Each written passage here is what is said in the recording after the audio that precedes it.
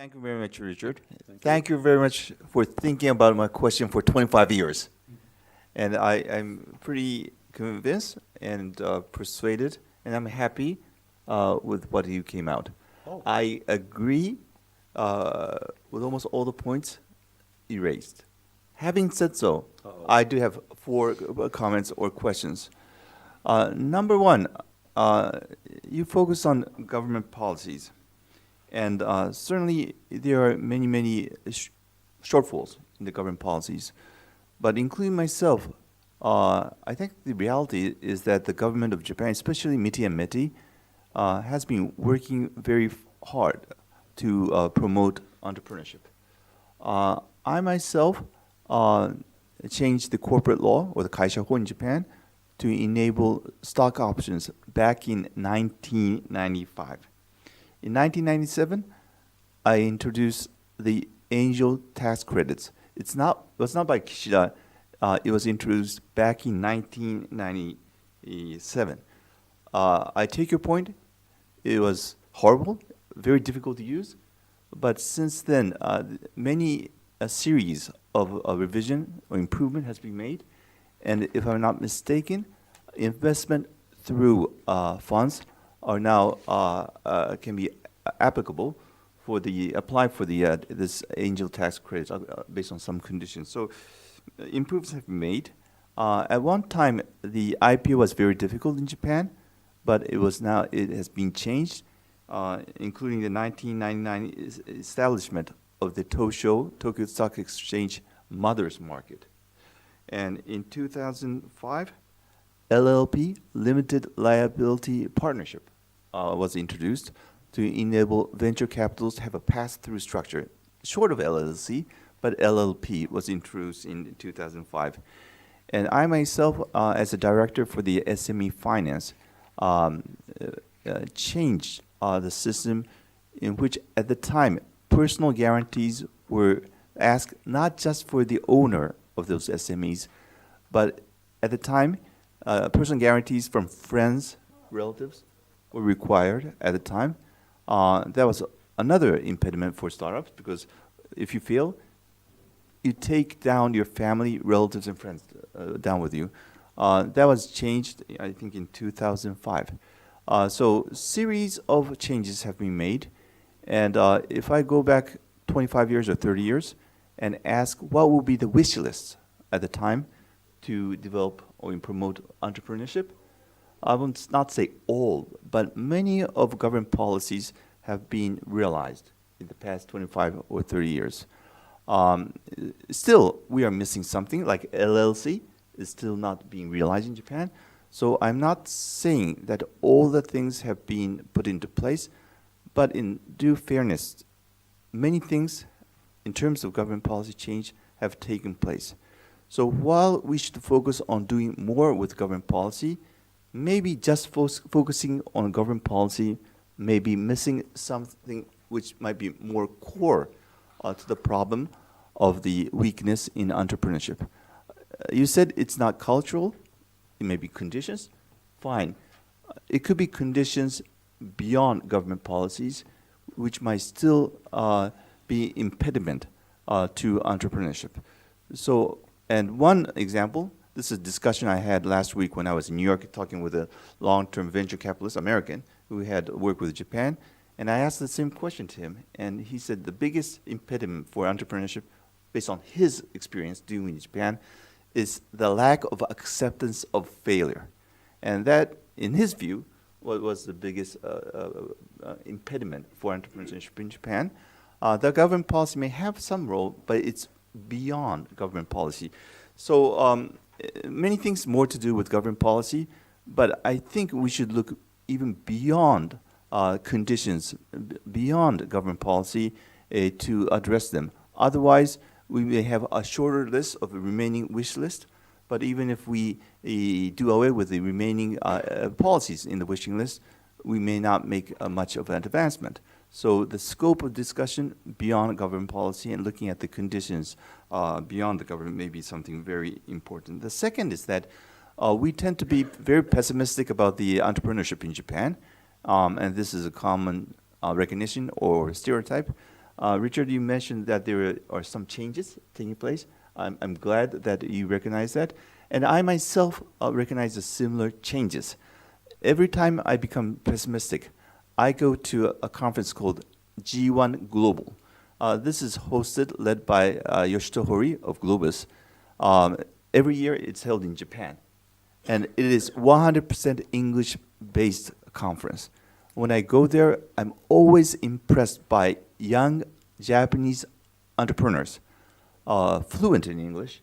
And every time I go there, I get the sense of optimism. And it's not just the Japanese entrepreneurs. I'm surprised that non-Japanese entrepreneurs are coming to Japan to start up the business and expand their business. So you mentioned the changing trend in Japan, and I agree with you. But maybe what's happening in the world within Japan beyond our scope, maybe much more may be happening. I'm told that many new graduates from Tokyo University, who might have gone to the big banks or the trading companies, many of them are now going to startups. And for METI, I understand some of the young METI officials are leaving METI to work for startups. So yes, it's not full, but I think a larger change is taking place. And I have 2 daughters, but lifetime employment is something of the past. They change jobs very quickly, and their friends change jobs very quickly. So maybe the change is much greater than us, older, would recognize. So maybe we're missing some of the recent developments and optimism. The third is that when we talk about startups, we tend to look at startups starting from scratch, from greenfield. That's great, and we should do that. But in the history of Japan, there were many companies emerging from existing companies. One example is from Furukawa Mining. Fuji Electric Company was created, and from Fuji Electric, Fujidenki, Fujitsu was created, and from Fujitsu, Fanuc was created. Even today, Recruit is a source of many new business coming out. And the same thing is happening in Taiwan. Many of the new companies are coming up with spinning off from existing companies. TSMC, the most known Taiwanese companies, come from ITRI, a sort of government-armed research institute.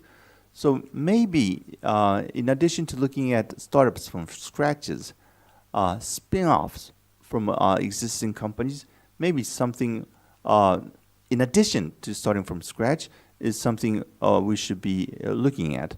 And also, rather than looking at existing companies as opposed to startups, in addition to having spin-offs or existing companies-based startups, some or a large number of existing companies are now investing in startups, the corporate venture capital. So maybe rather than looking at established firms as sort of enemies, they can be a part of the solution and could support entrepreneurship. This is one way of point of view, but I would like to listen to your views on this, the role of existing established companies. Finally, the fourth, when we look at the numbers comparing the US and Japan, Japan lags far behind the US. But in terms of the number of IPOs, actually Japan is not doing that bad. The great difference is that after the IPO, the market cap of the US startups and Japanese startups are so different. The US IPO startups are much larger, number one. The scale is very different. Number two, after the IPO, main Japanese startups stop growing. But in the US, after the IPO, they grow even larger. And the third, this is a stereotype, but most Japanese startups tend to be domestic, whereas the US successful startups become global and unicorns. So in comparing the number of IPOs, Japan is not doing that bad, but when we look at unicorns, there is a great difference in terms of the scale, the growth rate after IPOs, and globalization. So what's your view on this difference? And if you have any solutions, measures to deal with this weakness of the Japanese entrepreneurship, I would like to listen to your views. So once again, I like your analysis, but we are facing some more additional challenges, or the challenge we have had for years. So I would like to ask for your additional views on these points, 4 points. Okay, let me make sure I remember them, but I'm sure you'll remind me if I forget them. So the first one was, so the government and many in particular have done all these wonderful things. But I think it's like digital investment. I mean, yeah, you have to have the input, but what's the output? If you've done all those measures and the results have been really, really marginal, then the question is, maybe the measures aren't good enough. Maybe there are other factors as well. But maybe the measures themselves that look good on paper ain't so good, right? So, for example, you mentioned the personal guarantee. I'm just talking to companies that were faced with the personal guarantee after that 205 change in law. Somebody who had a firm, he sold 20% of the firm to somebody else, but he was still responsible for 100% of the personal guarantee. A succession crisis, the big succession crisis in Japan, for a manager wanted to, his children didn't want to take over the firm. He was 70 years old. He wanted to retire. He wanted to appoint his 43-year-old factory manager, but the bank said, oh, you got to do the personal guarantee. And the factory manager said, no, I can't take the risk. So the company was going to fail until luckily the owner went to a Japanese private equity firm, which bought it, did the due diligence, made the 43-year-old factory manager the CEO, and now the banks, which would not lend before, suddenly lent them and did a whole modernization program, and it's very, very successful. It turned a good company into an excellent company. So I would argue there's always measures going on in Japan, but you have to look at what not only the measures, but how effective are the measures, and if they're not effective, then there is a problem in the measures themselves, and there may be also, as you say, other factors outside that affect it. But I think to say, gee, there's a smaller wish list, we don't have things to do, I just disagree. Because a lot of them are just not designed well for whatever reason. And maybe obstruction by other people, whatever, but there's a problem there. All right, the second one was? The second one was that there might be new developments among the younger generation of entrepreneurship. Right. And that is maybe something we are not really fully taking into account in this kind of discussion, because many people start with the perception that the entrepreneurship in Japan is very weak. But in fact, looking at the younger generation, we are seeing a sort of emergence of sound entrepreneurship. Okay, so that was the whole book about, which is discussing that's emerging. But as yet, it's a big increase from a very, very small base. But what you do have is you have people from Todai and Keio and Waseda and Kyoto University, et cetera, who were starting companies, right? But the number, and you also have the issue of, which relates to your related question, of Rakuten or recruit, spinning off. People from there will then start their own company. One of Japan's newest billionaires, who created a Business Viz, I think it's called, Vision Biz. For headhunting, Minami, he was a Rakuten employee, right? And so this occurs. But the scale is still very, very small, and I think the biggest reason is you have to have access to external capital to grow. And so the question is, why is access to external capital so hard to get? And are there policy things the government could do to change that situation? It's been trying, it's had certain accomplishments. We need to just really parse out, like the decrease in the personal guarantee, is it just to the old firms or is it to new firms? What's the actual ability of new firms to get the capital they need from both the capital markets and the banks? Now you mentioned about, I think your third factor was this issue of spin-offs from existing Spin-offs and the support for corporate venture capital by established firms. Okay, so good. the role of established firms. Corporate venture capital is not so good because most of the corporate venture capital has been to get a vacuum cleaner for information. They invest in companies to see what new technology trends are there and then try to incorporate it into their own firm. They don't buy the firms in which they invest. So there's not an exit strategy. These firms end up having to go on the stock market as opposed to being acquired in an independent way, et cetera. So that it's aimed at helping the parent. It's not aimed at developing new firms. It would be good if it did. It doesn't. And the people, and who is in the corporate CVCs? These are not professional venture capitalists with the mindset of a venture capitalist and money in the game. These are salarymen with a salaryman mentality or a banker mentality. That's a whole different mentality. It's not a bad mentality. It's necessary, but it's not related to promoting startups. I've been talking to American VCs because I think it would be great to bring in American VCs and other foreign VCs, because venture capital is not just, and again, venture is just a small part of the overall startup picture. But venture capital is not just about money. Yes, of course you have money, but it's also about mentorship. And the best venture capitalists are former entrepreneurs. Professor Hosokawa is at Keio. He himself was a very successful venture capitalist. Then he got his PhD to teach at Oxford. He's now teaching at Keio. He's on the board of several very successful startups which are created by his own students, some of whom I met before I knew him. Right? So there are things going out there, but the corporate VCs have not helped. And one of the things that happens is because of that lack, I'm sorry, I'm speaking very quickly, so I need to slow down. I apologize. I get excited. I think you'll be okay. All right. So the companies that have startups are forced to go do an IPO way too early because you don't have patient capital. Now, the whole point about being a startup is it takes years to develop the R&D, the product development, et cetera. You need mentorship. You should not be worrying about quarterly earnings and doing all the things that a public company has to do, right? So they're forced to go IPO too soon. So they're not plowing enough money back into the company. Mothers, when Mothers came out, people were so excited it was going to be the Japanese NASDAQ. It has not been. NASDAQ has created so many billion-dollar and tens of billions of dollars companies, even hundreds of billions, I guess, in a few cases. I think there's very few, I have the number in the book, I forget the exact number, but it's like less than a handful of companies on Mothers have gotten revenues even up to $1 billion.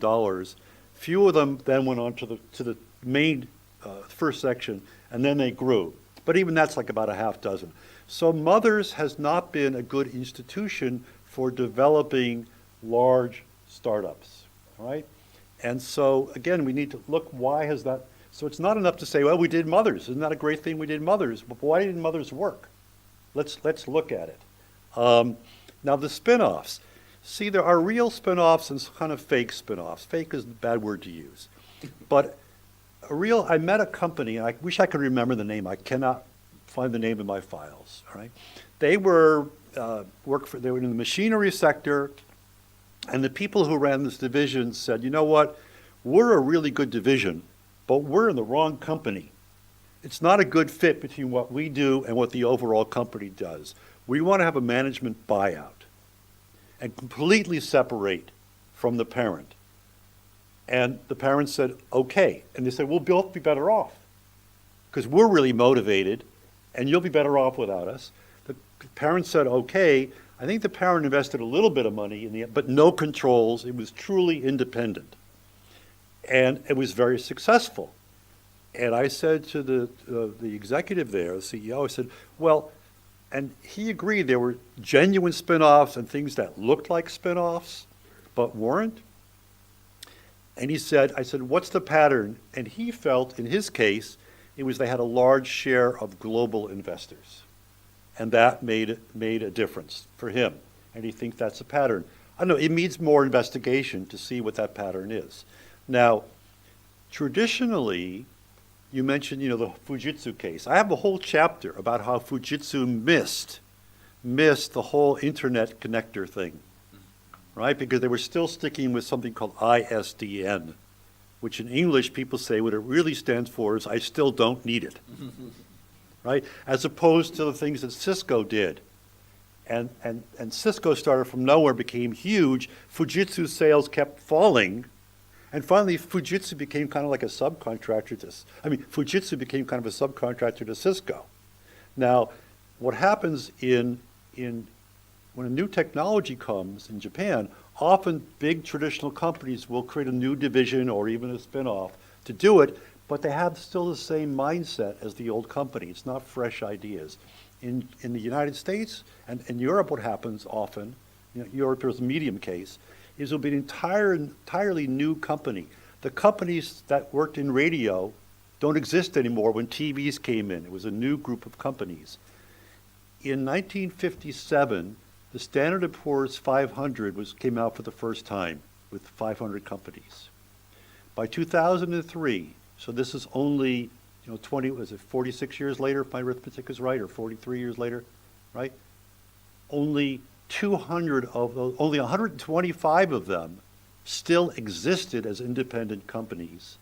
And another 75% were either privatized, they existed but no longer in the stock market, or they were absorbed by mergers. So 300 out of the 500, they simply don't exist. So as technologies change, those companies die, new companies replace them. Why? Because, as I said before, it's really hard for companies to change what they do, and lifetime employment makes it even worse because they stick to ideas and don't recognize the times have changed. So now, what I would say would be good is there's something called intrapreneurship as opposed to entrepreneurship, which means you're allowed to act like an entrepreneur within the company. So they give you time, take 15, 20% of your time, you're a technologist, work on whatever project you want to work on that you think will benefit the company. And we trust that you're not going to waste your time, right? Well, these are very, very powerful. About 2/3 of them develop great products and they fit the existing parent company, and so the parent company develops them.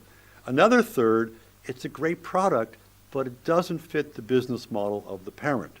And so the entrepreneur goes on to create his own separate company. It's a huge source of entrepreneurship is these intrapreneurs. Japan's got a very, very low rate of entrepreneurs. There are certain companies that were experimenting with this. I met a man at Panasonic who's in charge of it, and he had support from his president. And then the president changed. He no longer had the support, so he left Panasonic to do his own thing. But this is something that I think would be a very good route, a different way of going about what you were talking about, which is how can big companies become a source of new companies. And I think, so I agree with your concept, but I would say, since you wanted specific, concrete things, I would say the specific, concrete way to I think would be effective in doing it is not where the company creates a new division with the same kind of people, but has more entrepreneurs, and then those who need to leave, they leave and they get support. And I think that is a great idea. Okay, thank you very much, Mr. Terazawa, as an old friend of Mr. Katz and MBA holder of the Harvard University and former leader of the industrial policy in Japan. And Mr. Katz, thank you for the great response. Thank you. But the time is almost up. Well, no. But I'd like to pick up the one person from the floor and Dr. Ishii, you are mentioned from Mr. Katz. So could you make one quick comment or question? Okay, thank you very much. First of all, congratulations on your Japanese translation of the great book. I really think your comment and suggestion makes Japan more innovative. And in the process of writing, you walk around Japan and talked a lot of people out there. And sometimes I participate in the interviews and meetings. At that time, I really amazed that your broad point of view and deep discussion. So I learned a lot. And let me comment about today's discussion. As Mr. Terasawa-san mentioned, Japanese current situation is changing drastically concerning startups. But I think still it's not a mainstream. We have to make that mainstream. Is very important. Let me comment a little bit about current situation change in the Japanese startup policy. Maybe Terasawa-san mentioned a lot about, but for me, a very drastic change happened in year 2022. Prime Minister Kishida started new form of capitalism.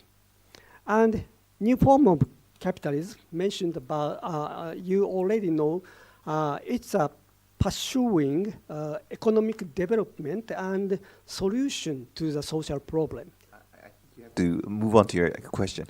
Oh, okay. So I'm sorry.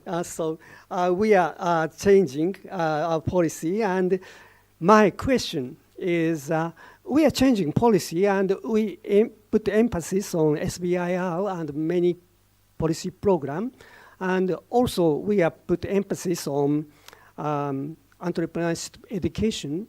But now we are facing difficulty of new technology. That is AI. AI and AI solutions changing startups' business styles and many policy program styles, I think. And what do you think, how can we face the drastic change of AI or the change made by AI? Okay. Yeah, First of that's all, my question. Thank you. regarding Kishida talked about new form of capitalism, which actually is not a new form at all. It's just old-fashioned good capitalism. He talked about it. He didn't do almost anything, either on income redistribution or startups. He said, I will boldly do something, and as before, when prime ministers say, I will boldly do, it means nothing is going to happen. So that's that. On the AI, so it's a very interesting question, because I think some people look at it sort of a magic thing, like superconductivity in the past. One of the big issues in Japan is that, so let me give the example of quantum computing, because that one I know, in the AI situation I don't know as well, but it's the same problem. Japan physicists are among the top pioneers in quantum computing. But physicists do not create economic value, right? They create scientific ideas. It's companies that have to convert a scientific idea into economic value. That's the job of a company. So Japanese companies do not hire PhDs. They hire a blank slate and they train them, and they can sometimes get a doctorate, only PhD, but they're not as qualified. And so what happens is the technologists at the firms do not understand the science well enough to know how do you turn it into economic value. So the problem is that there's an issue of Japan creating enough basic technology, basic science. But I think the bigger problem is the ability of companies to absorb that new knowledge, because you can absorb it from anywhere in the world. Now, I suspect, given the poor record of big companies on digital technology I mentioned before, AI is another form of the same thing. The problem is it's a human capital issue, but it's also a management issue of people who for years disdained software. Hard things. Trump has got the same problem. Right? Hard things he's got an obsession with being hard. But those, and didn't respect the importance of software, right? You don't buy a TV because it's hardware. You buy a TV for what's on it, right? So that's a human capital issue. And I've talked to people like Kei Donren and big companies who are trying to address this issue of the PhDs, and we'll see what happens. There's also issues of teaching these skills in the schools and on the universities, and that's a whole other issue. I think a lot of these issues are really human capital issues. So that's my long answer to your short question. Okay, thank you. Okay, thank you very much. So I'd like to pick up the three small questions, not small, the important questions, and give me a quick Okay, I'll try to response. be quicker. Yes, first one is that what's the impression of the foreign company or foreign investment to the Japanese policy? Japanese policy is very attractive for them. Foreign companies would love to invest in Japan. Japan's very attractive. It's a big market. It could become a headquarters, whatever. When you do surveys, Japan is one of the most desirable spots. The problem is that companies that are part of the vertical keiretsu, healthier companies, they're not for sale. You can't buy them. So foreigners are buying companies that are not part of the corporate groups. And so that's an issue. And there was a report about the succession crisis and how to take care of that. What could the government do, what could JETRO do, et cetera. There was a short passage in it that said JETRO should try to recruit foreign firms to do M&A, to buy these firms that are going to fail, good firms, only for lack of successor. So that was a great idea. In the final report, that was removed. So somebody thought it was scarier to have foreign companies come in than to let these companies fail. That's old style thinking. It's time to get past it. So, things are always changing in Japan, but you're behind the curve on it. There's an aging crisis. It needs to do more. Okay. Okay. Last question. Do you have any comments about the triangle, government, academia, and industry for the innovation? I'm sorry. Say again. Yes, government, industry, and academia. The three triangles. Yeah. Do you have any suggestion to encourage the Japanese ecosystem? I think one of the ideas is, in these big consortia that occur, a couple ideas. One is on the big consortia that occur, often newer, smaller companies are not there. It's the same old big companies. And so you're not getting fresh ideas. The point is to get new ideas you haven't thought of before. So that's one. The second thing is so many universities now have entrepreneurship courses. So I sent emails to all these universities. What is the career path of the people who took these courses? Do they create their own firms? Do they go to other firms and bring a more entrepreneurial way of thinking? He said, we don't track what happens to them after they take the course. I said, well, how do you know if the course is any good? He said, well, we don't do it. So this is the kind of thing, I'm a big believer in measurement. And so these are things that could be done. But certainly we know from Stanford and MIT that the collaboration between top universities and potential startups can create huge, huge effects. If all the companies that were created by MIT students were a country, they'd have the 10th largest GDP in the world. But it took these two universities 50 years to develop that stuff. I think collaboration between Japanese universities and Stanford and MIT and others to don't reinvent the wheel. What are the lessons we can learn? Japan's very good at taking lessons from what other countries have done and adapting it to Japanese conditions, and then learning and then developing. I think that collaboration would also be very, very helpful. Thank you very much, Mr. Katz. I apologize for my mismanagement, and I couldn't respond to all the questions today you raised. Now, if people send an email, yes. I will answer them and send it to you. Thank you very much. Now it's time to close the seminar. Thank you very much, Mr. Katz and Mr. Terazawa. And thank you very much for participation. And one announcement about the collateral and personal guarantees. We are planning to set the webinar May 29th, how it proceeded in Japan. Okay, Yep. good. Well, thank you very much for your enjoyment. Please take care and have a good day. Thank you very much.